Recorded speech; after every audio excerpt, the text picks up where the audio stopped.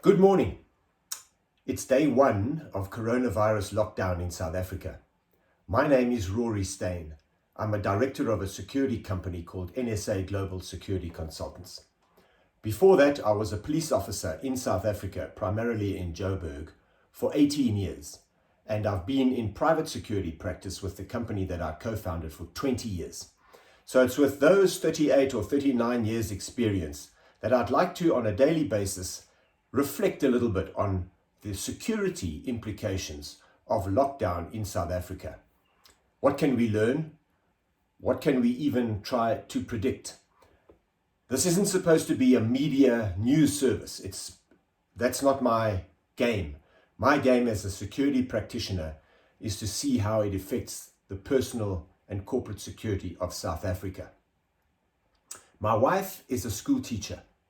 She sent me a really interesting video of an interview with a Chinese teacher who reflected upon his lessons learned as a teacher in China when they were under lockdown. And there are some really pertinent ones there. And I would advise you to just Google interview Chinese teacher on lockdown and you'll find it. It came up on the 702 website, for example, when I Googled it.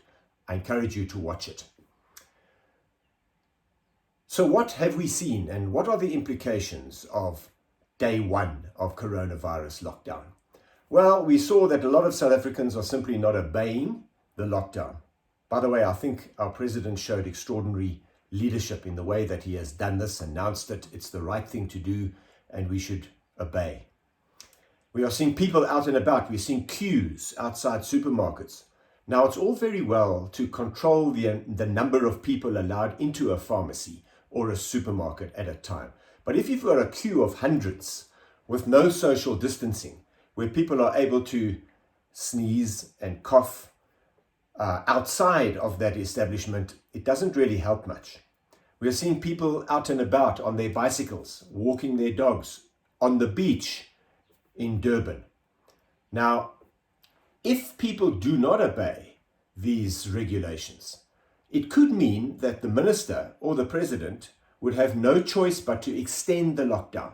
And that has further implications, because what happens when people put yourself in the shoes of somebody living in an informal settlement or in a densely populated urban part of South Africa, and they are not able to, they're wondering where their next meal is coming from. And we're asking them to isolate themselves. What happens when their patience runs out? What happens when food runs out? Those are the questions that our peers in the private security space are asking. And they are serious questions. We don't want the minister to come down with an iron fist. We don't want looting and public violence.